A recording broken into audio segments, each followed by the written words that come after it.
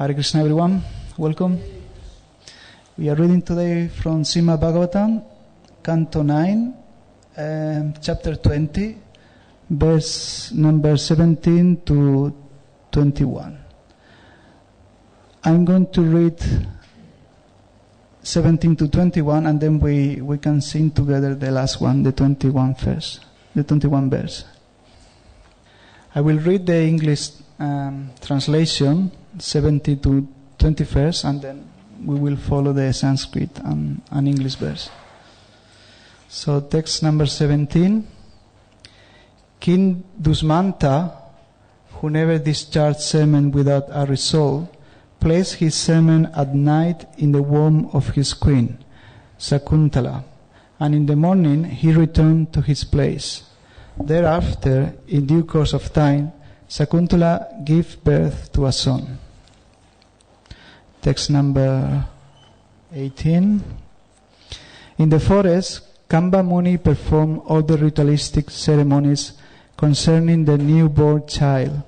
Later, the boy became so powerful that he will capture a lion and play with it. Chapter 19. Sakuntala, the best of beautiful women, along with her son, whose strength was insurmountable and who was a partial expansion of the Supreme Godhead, approached her husband Dusmanta. Chapter 20. When the king refused to accept his wife and son, who were both irreproachable, an embodied voice spoke from the sky, Sisi Radha Gokulananda ki jai, Sitaran Las Mahanuman ki jai. So when the king refused to accept his wife and son, who were both irreproachable, an embodied voice spoke from the sky as an omen and was heard by everyone present. And finally, the last verse is the voice said, O Maharaj Dusmanta, a son actually belongs to his father, whereas the mother is only a container, like the skin of a bellows. According to Vedic injunctions, the father is born as the son. Therefore, maintain your own son and do not insult Sakuntala. So we are going to read again the translation. The boys say, O Maharaj Dusmanta, a son actually belongs to his father, whereas the mother is only a container, like the skin of a bellows. According to Vedic injunctions, the father is born as the son. Therefore, maintain your own son and do not insult Sakuntala. Okay.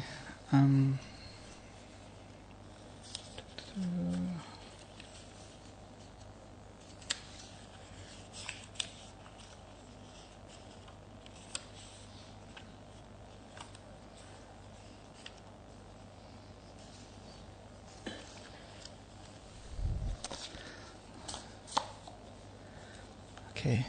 Hare Krishna. Welcome everyone. Please, I will add the purport. Yeah. Okay, I will read the purport.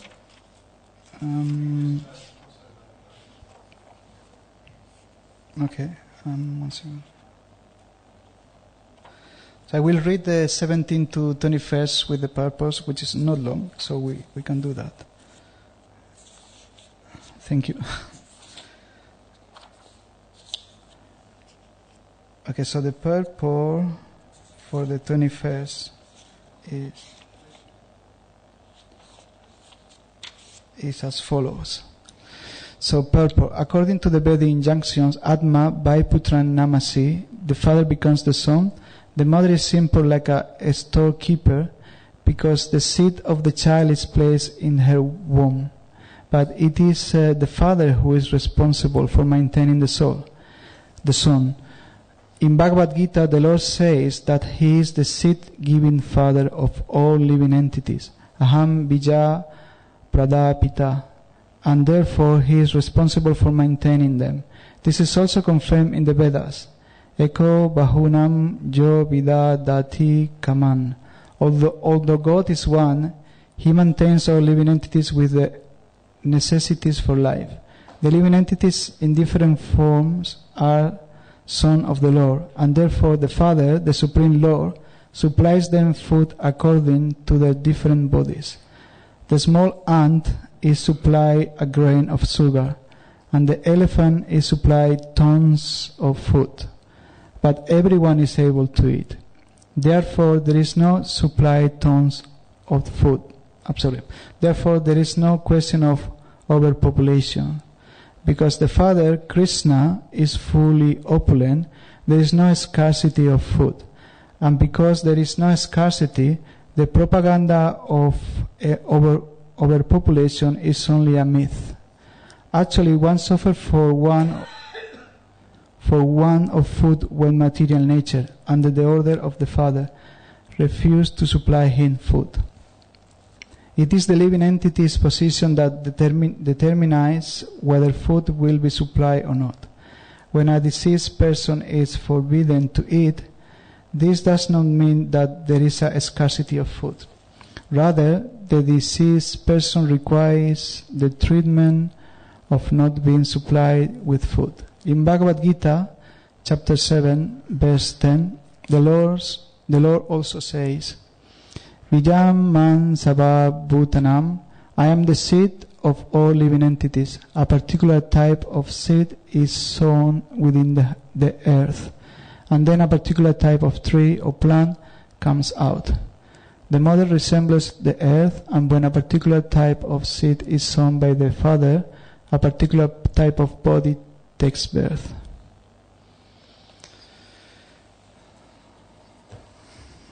Jai Srila Prabhupada ki jai. Okay, so first I will ask for the blessing of the Vaishnavas, in order then I can speak something beneficial and give you some happiness. Thanks. Okay, so we see here in the chapter 9 that the king Tusmanta, he went to the forest and he just went for hunting, and he was stopping one of the hunt, and he saw a beautiful girl, and her name it was actually a queen, is the Queen Sakuntala. So he has lusty desire, but because he was a Gihastra, follow the Vedic culture, he just wants to marry her. He wants to do properly. So King Dusmanta approached Queen Sakuntala. If you read in the beginning of the chapter, and start talking to her, and basically he wants to marry her. He didn't say directly, but you can see, if you read the purport of Srila Prabhupada, you will see that actually he means that he wants to marry her, and then she understood that she wants to marry her, so she spoke in a way that he can understand that she also wants to marry him. So they agree in that way, in that subtle way, and then in that night, as we see in the verse we read, I read again. Yeah.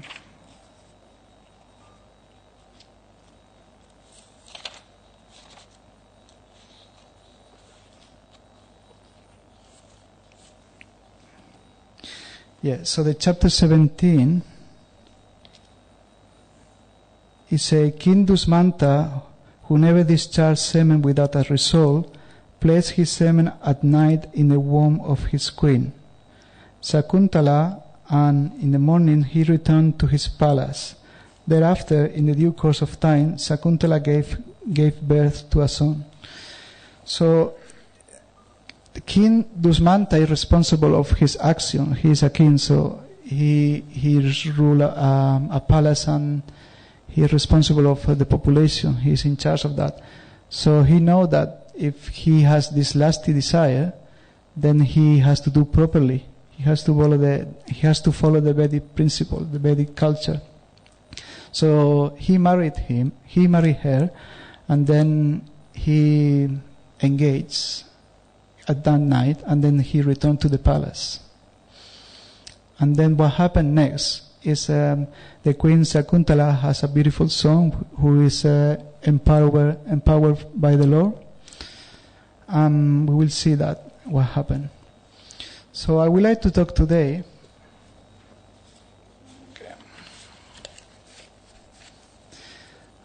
about these lusty desires. If you see, we have a very elevated person, is the King Dusmanta, and he follows the Vedic principle, everything, the Vedic culture, and still he has lusty desire. He is a jiva, as us, so we are all jivas, and we have these lusty desires. So I would like to talk about this, how the Gaudiya Vaishnava understand these sex desires, these lust desires. This explanation is based on Srila Prabhupada teachings, the Pasacharyas, and the Shastra.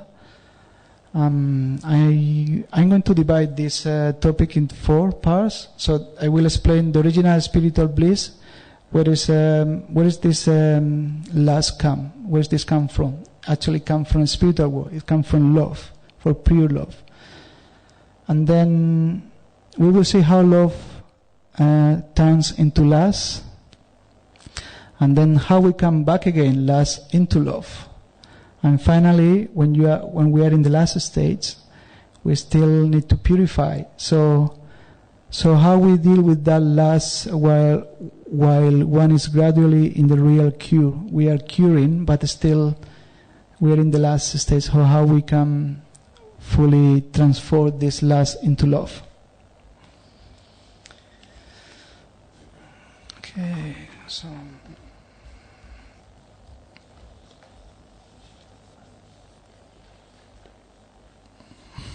Right.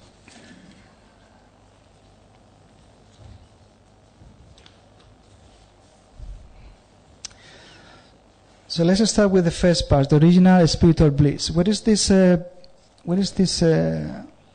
desire? Where does this come from originally? This desire is the original spiritual bliss. It's come from the spiritual world. It's called Adi Rasa, the original spiritual bliss. So this is the pure love. Everyone is soul, and every one of us love Lord Krishna purely, but somehow or another we come to this material world.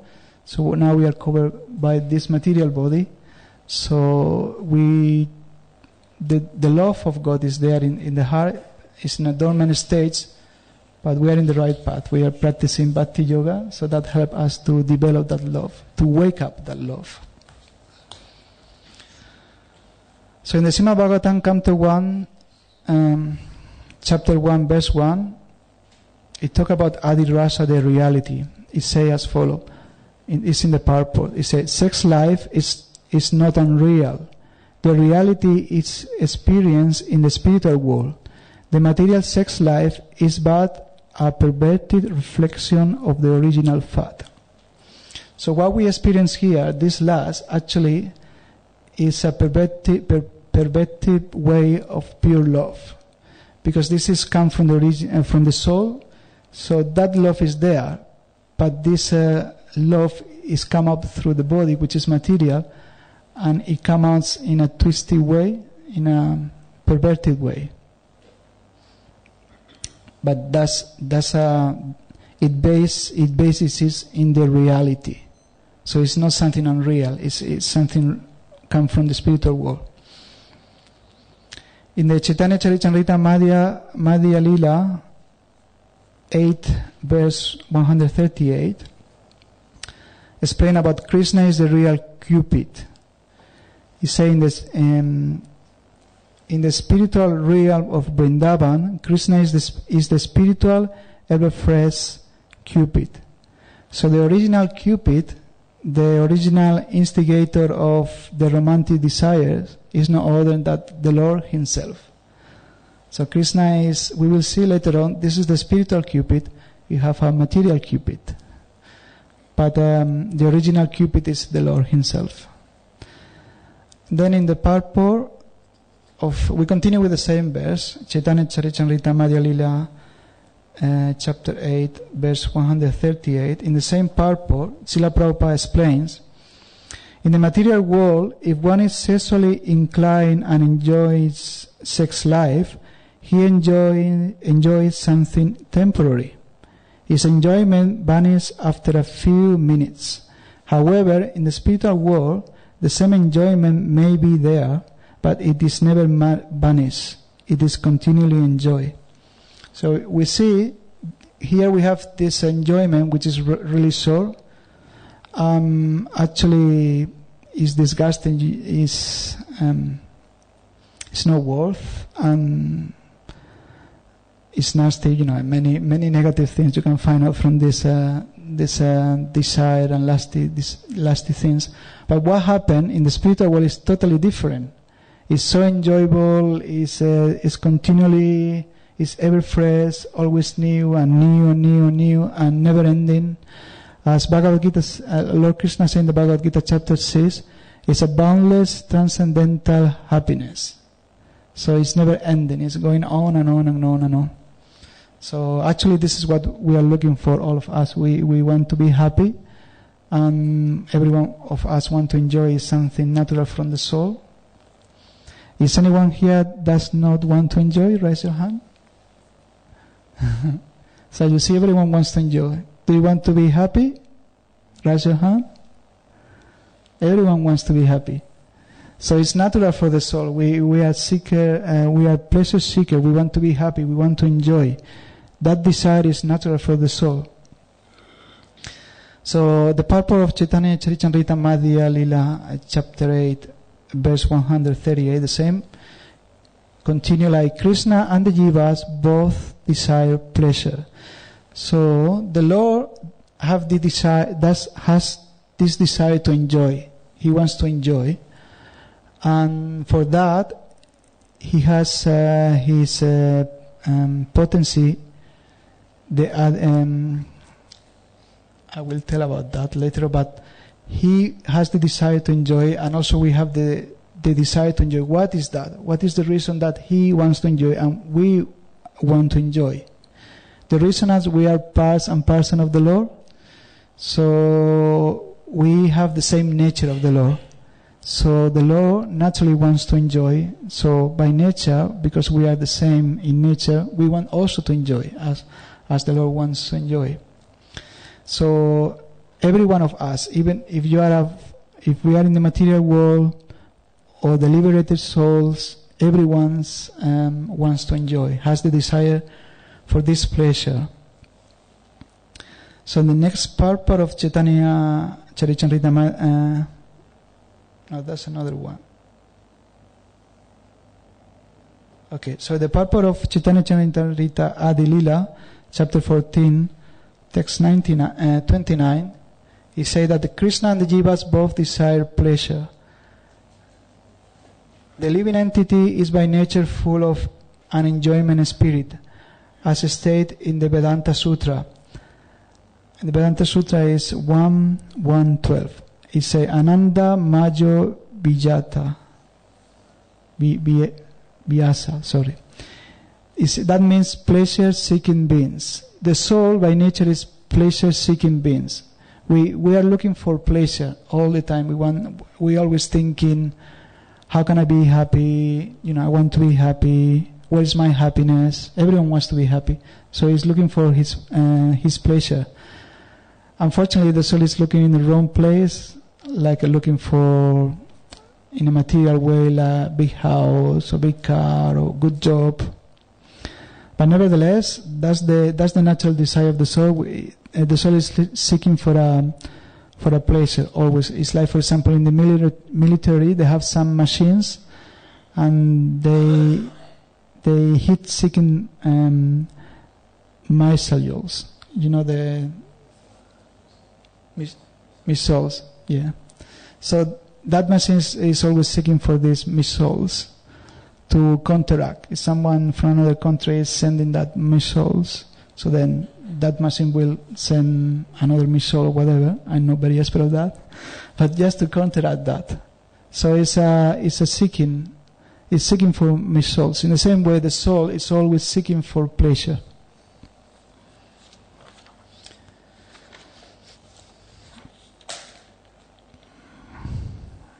So now the next verse of Chaitanya Charitamrita Madhya Lila 8, verse 139, it says like, Krishna and the Jivas both desire pleasure. The living entities, moving and non-moving, are part and parcel of Krishna.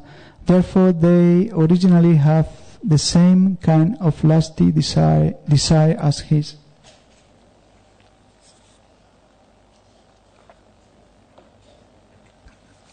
Okay, when he say here lusty desires, we need to understand that Krishna's desire are pure, and also our desire are pure, but now, because we are in the material world, the desires come out through the material body, through the mind, so these desires are perverted. But the original desire we have is to love Krishna, to serve Krishna, and see him happy. We are happy to see him happy. And now this is a very interesting verse in Srimad Bhagavatam, Canto 5, chapter 25, and verse number 5. It's about sexual feelings in spiritual bodies. Now we have a material bodies, but our original body is spiritual. It says like that. When males and females touch each other's body, their lusty desires naturally awaken.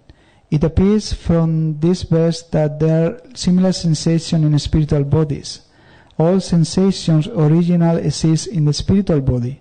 Srila Visvanatha Chakrabarti Thakur has commented in this connection that the word Adi means Adi Rasa, the original lusty feeling, which is born from the Supreme. However, spiritual lust and material lust are as completely different as gold and iron.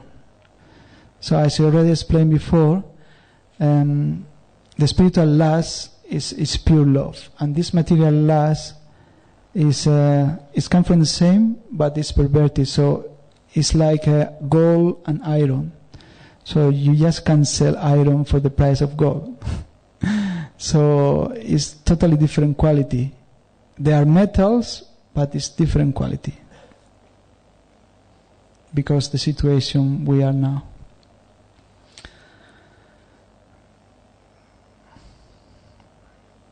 So the next one is a lecture from Srila Prabhupada about Srimad Bhagavatam, Canto 3, chapter 26 and verse 27. It's in Bombay, 4th of January 1975. And it's about we can kill desires. It's something nature in us, in the soul.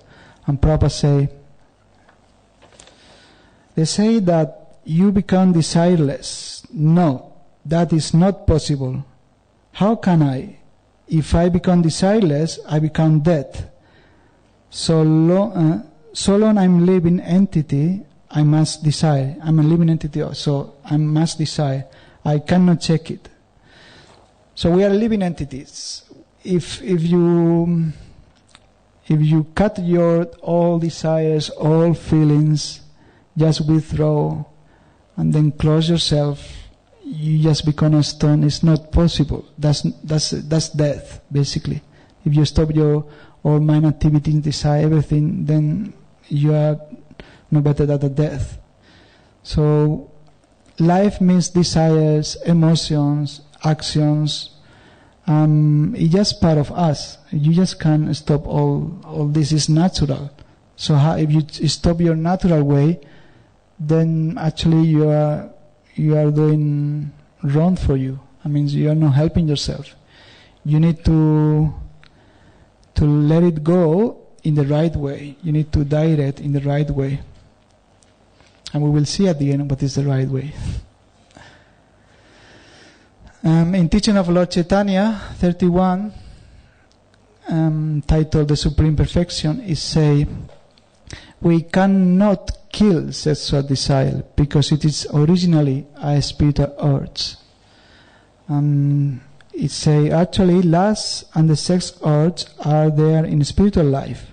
But when the spirit soul is embodied in material elements, that spiritual urge is expressed through the material body and is therefore pervertedly reflected.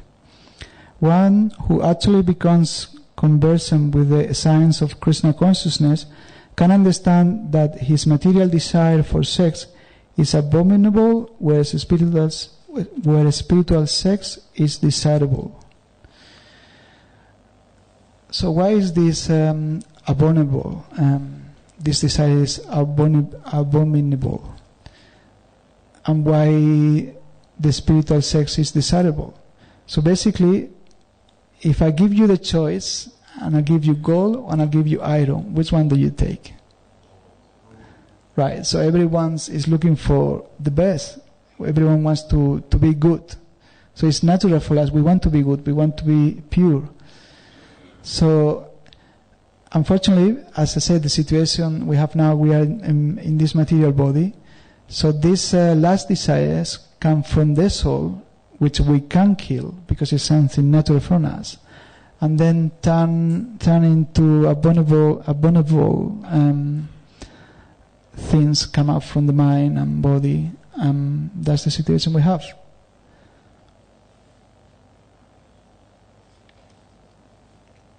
Yeah. Okay, so we read the next one. Is Srila Prabhupada introduction from Krishna book about that we can kill the sexual desire because it is original spiritual urge. He said the sex feeling of the human society is original. It is not unnatural because the same sex feeling is there in the original personality of Godhead. The pleasure potency is Srimati Radharani.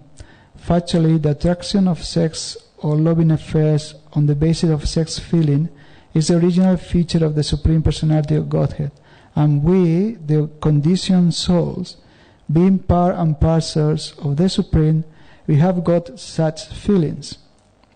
But they are in a perverted, minute condition.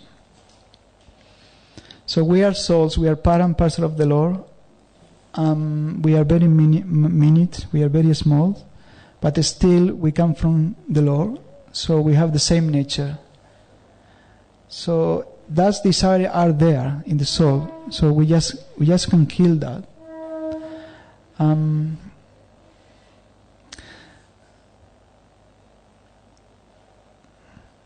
So this desire is coming out in a twisting form. But we need to understand one thing. We can kill these desires. You can repress, you can do many unnatural things, but actually you can kill that because it's something natural. It will come out. Sooner or after it will come out. Sisi Radha Goklananda ki jai, Sitaran Las Mahanuman ki jai.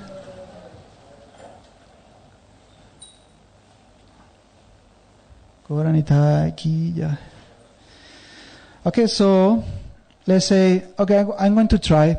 I'm fed up of these desires. It's not good. It's nasty. It doesn't help with me in my life, in my spiritual life. I'm going to repress them. So what will happen if you do that? Some people try, but there's some results, and it's not good results. So basically, if you repress your desires, then anger will come. It's in the Srimad Bhagavatam, Canto 3, Chapter 15, Text 31, that anger will come. It's called Kama Anujena, and is the younger brother of lust. So lust and anger are very close. They are brothers. So you try to repress lust, then the young brother will come and then will hit you.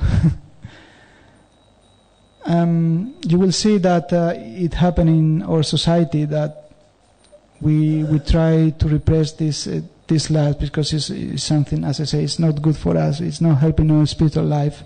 So we try to repress, and you see that the mood of the devotee get more anger, and agitated, and that's one of the things could happen. Another thing could happen, you can have a hard heart. So your heart becomes like a stone. You will try to stop all these feelings, all desires artificially. But then bhakti, you don't keep an open door for bhakti. Bhakti means you warm, cheerful, happy. You have a good relationship. You're very friendly. But you have a hard heart. How you can be that? How you can follow this bhakti process? So these two things happen. It can be hunger, can be angry, hunger can come, or hard heart. And sometimes it's difficult for people to keep in one way, just all the time be angry. It's not good. Everyone, you just all fed up being always angry. So then you shut down, and then you start being hard heart. But the same thing happens if you keep being hard heart, then at some point you will also fed up. You won't see any exit. You won't see any open door. So then what do? You change from anger to hard heart, and then back to anger, and then hard heart. And then at some point, if you continue in that way, what's happened? There's a possibility of fall down, because you are not going any way. You are not going any place indeed, if you follow this way.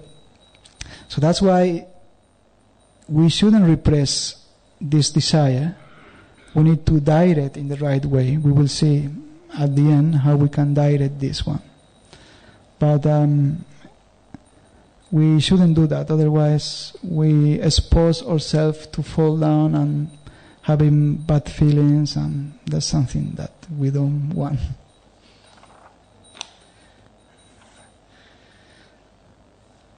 So, Srimad Bhagavatam, Canto 3, Chapter 1, Text 31, explain about Adi Rasa. What is this Adi Rasa? Adi Rasa is the Hadini potency of the Lord. So Hadini is the pleasure potency of the Lord, and is personified by Srimati Radharani. All the dances of Braja, the queens of Dwarka, and so forth. The gopis, all these are expansion of Srimati Radharani. So this is the pleasure potency of the Lord. In the Brahman Samhita, chapter 5, text 37 say as follows: the pleasure potency Adi Rasa, Radha resembles Krishna's own spiritual figure and embodies the static potency Hadini. And Chaitanya Charitamrita Adilila, chapter 4, text 71 say, she is the personified Ladini Sakti, the pleasure-giving energy of the Lord's internal potency, and therefore she is the only source of enjoyment for Krishna.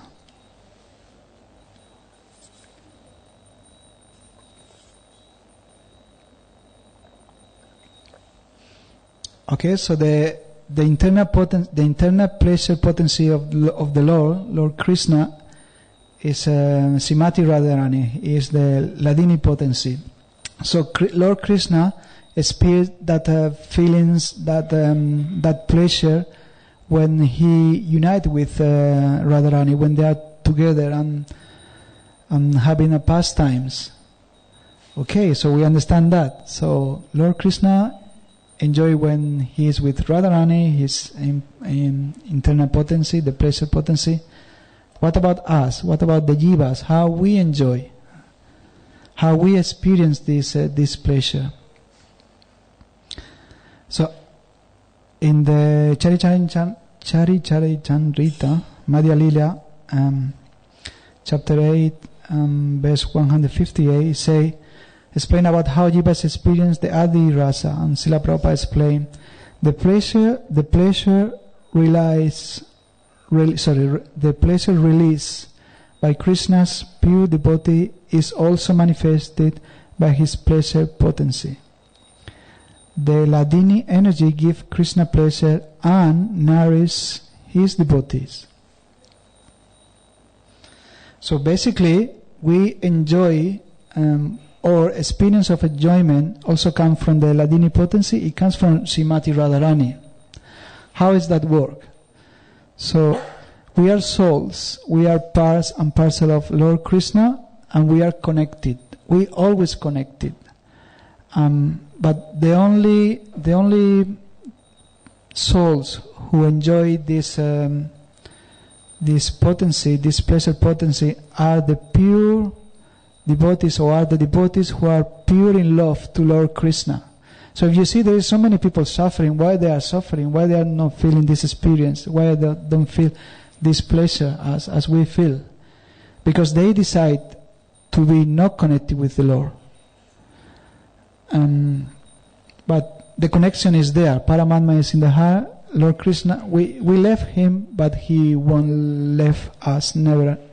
He is the Father, he loves us. Maybe the Son can leave the Father, but the Father never will love, the Father never will leave the Son. So we are eternally connected, and those who decide to love God, they will feel that Hladini potency. So how that exactly works? What is the process? How we can feel that Hladini Shakti? How we can experience this pleasure?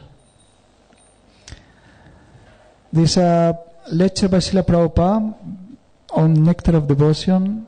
It was given in Calcutta, 30th of January 1973, and explain how jivas experience the Adi Rasa.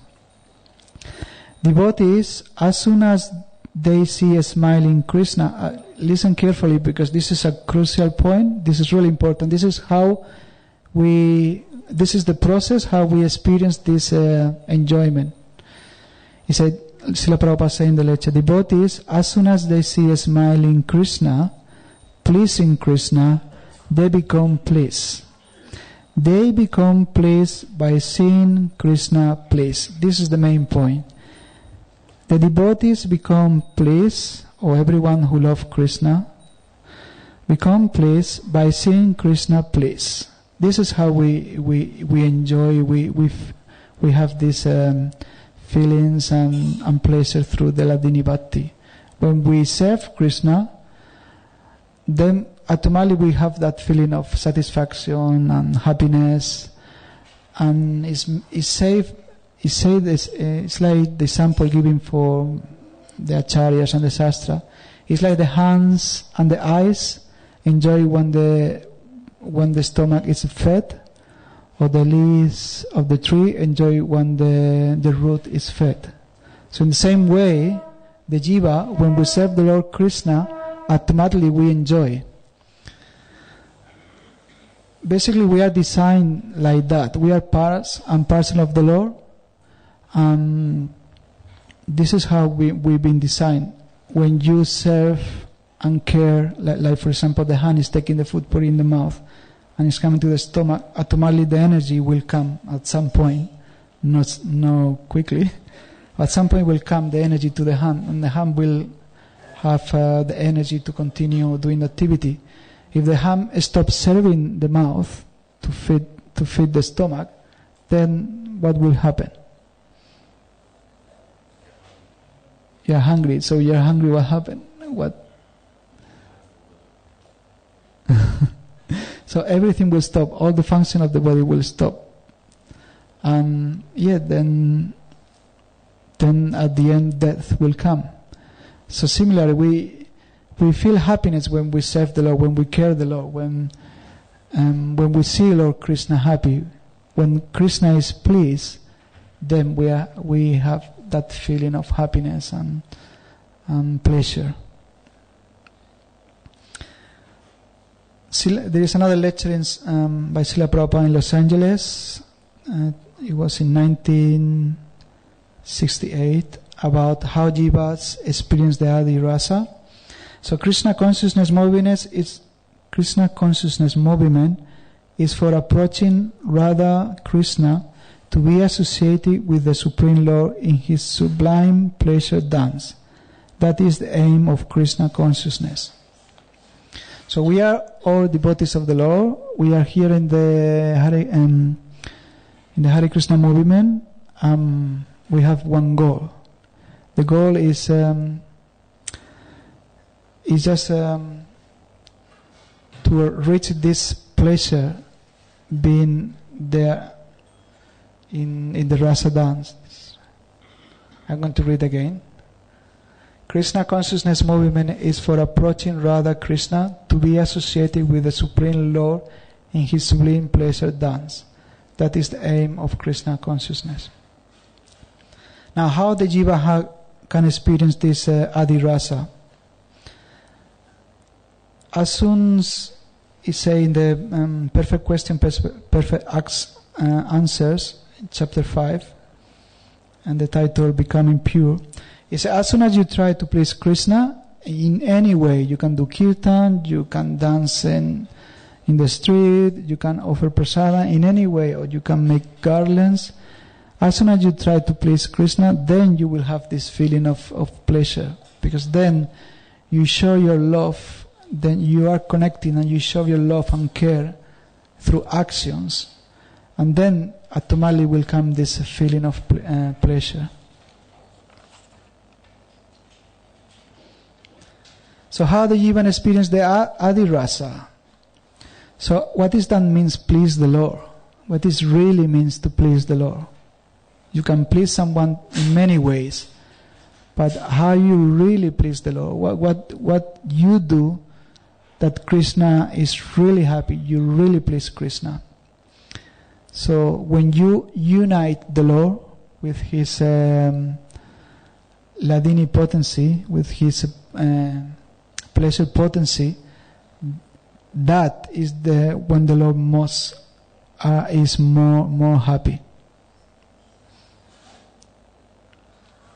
And we have this kind of experience in this life. So this is how Lord Krishna is most happy.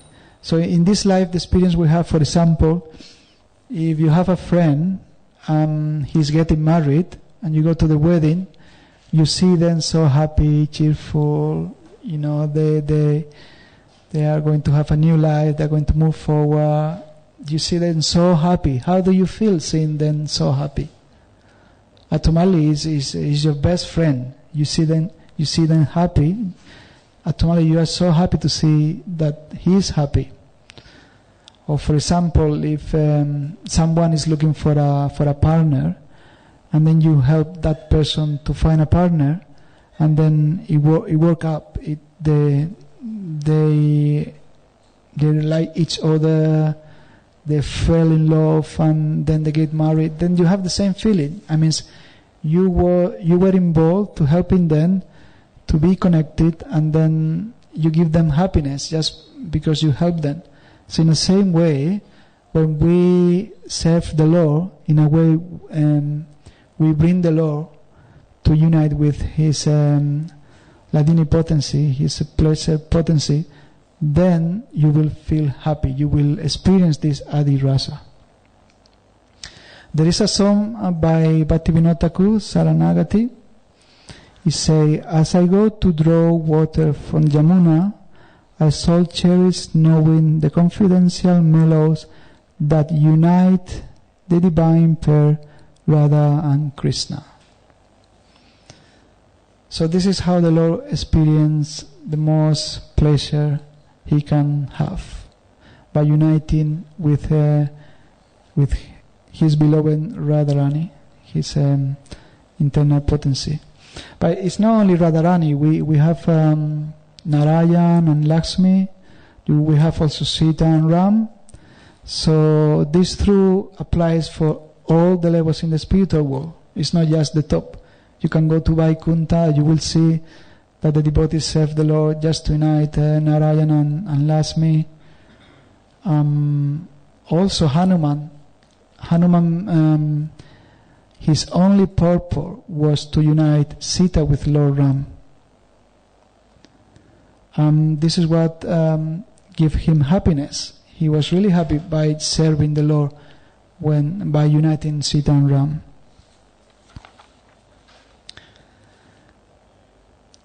Now you probably see the symbol Om.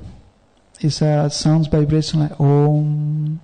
Is the vibration Omkara. If you see the symbol on the left side, it's like a number 3, similar like number 3. That's Radha. The right is Krishna, and on the top is kind of a circle. That's the Jiva. So this is what we are meant for. We are meant for to unite the Lord with His pleasure potency. So we are meant to unite Krishna and Radharani. In the Bhagavad Gita, in the purport of chapter 12, verse 8, the purport say that when a devotee chants Hare Krishna, Krishna, Krishna Krishna, Hare Hare, Hare Rama, Rama Rama, Hare Hare. What happened in that moment when you chant Hare Krishna? The Lord Himself is in your tongue. Krishna and His internal potency are dancing on the tongue of the devotee. That's is saying in the Bhagavad Gita chapter 12, in the purport, verse number 8. So this is the part 1, the original spiritual bliss. Where is this come from? It's come from the spiritual world. This is the good news that this last actually comes from love. Now, what is the bad news? How love come into lust? How this get messed up? How is that happen? Now, instead of being Hanuman, who wants to unite Sita and Ram, we want to be Ravan, and we want to kidnap Sita to take her for ourselves. That's the bad news. I say, Srila Prabhupada explained in a lecture in Bhagavad Gita, explained this point, chapter 2, verse 6, the lecture was in London, 6th of August, 1973. He said, material sexual desire. Lust try to enjoy the pleasure energy separately from the Lord. Ravana's policy is to take away Sita from the clutches of Ram and enjoy. This is Ravana policy. And the Hanuman's policy is take out Sita from the hands of Ravana and get her seated by the side of Ram. So we think, okay, so this is what happened. We see, we get pleasure by uniting Krishna and Radharani. We feel really happy. So why shall I do it in that way? I mean, he says, I want to get pleasure, but why in that way? Why not to take that pleasure for myself? That's when the problem comes. So once this happens, our desire are twists. And when desire twists, then that love becomes lust. And that's when we accept a body. Because the body is made accordingly with the desire, with your tendency of the mind. You have desires, now these desires twist. Now you want to enjoy the Ladini potency. Okay, so how do you want to enjoy? So Krishna is so kind, is giving us the opportunity to enjoy the way we want. Okay, so you want to enjoy, I'm going to give you the body exactly the way you want to enjoy. But what happens when you have the body? We become a slave of our bodily senses, and we become entangled in so many relationships. So that's the problem we have in this material world.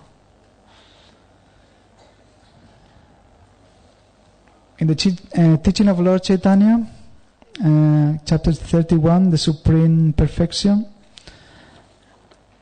Srila Prabhupada explained, material sexual desire or lust. The material cupid increased the attraction of the external flesh and body, but the spiritual cupid increased the attraction the supersoul exerts unto the individual soul. Actually, lust and the sex urge are there in spiritual life, but when the spiritual soul is embodied in material elements, that spiritual urge is expressed through the material body and is therefore perverted, reflected. One who actually becomes conversant with the science of Krishna consciousness can understand that this material desire for sex is abominable, whereas spiritual sex is desirable. So he explained the same, that this desire is changed, is twist. The desire is there in the soul, but what happened is we have the same desire. We want to enjoy the Ladini potency, but now we want to enjoy in a different way. But actually, we are not meant to enjoy in that way. We are not meant to enjoy in that way. We meant to serve the Lord, as we explained before. The example of the hands feeding the stomach. That's the normal way for us. Okay. What he told me I need to finish soon, so I'm going to quickly do a little summary. Okay. So let's do a little summary. So basically, we saw... Sorry. So we're showing that in this verse, we have a king Dusmanta. He went to hunt in the forest, and then he was started go to have some.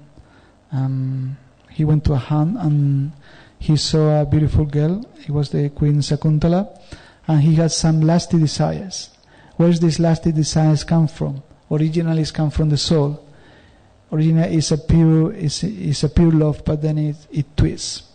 So how is that happen?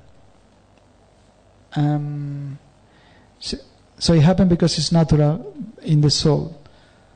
But what King Dusmanta did, he did in the right way. So he married the queen, and he has a son.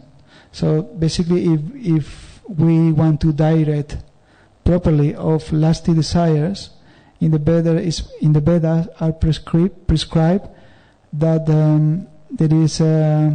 there's proper ways to direct one, and I'm going to give you two main ways where you can direct properly these desires. One is in a renounced life. So when you use you sacrifice yourself, your bodily sense, mind, you sacrifice all this. You follow celibacy, which is that's the sacrifice you do for the Lord, and that celibacy will brings you a strength, intelligence, then that you can use to preach and move forward this Krishna consciousness movement. This is one way. That's the renounced life. And another way you can redirect properly this desire is in a married life. So in that way, you will expand your family, you will have children, and then you will educate them in Krishna consciousness. In that way, you will have some really wonderful children that you can offer to the Lord for His missions. So what is the sacrifice in the married life? So obviously, as soon as you have children, is responsibility. So that's your sacrifice for the Lord. You are responsible to bring up children in Krishna consciousness for the pleasure of the Lord and to spread this Krishna movement. So thank you very much. Do you have time for question and answer? Or? Okay, only one question.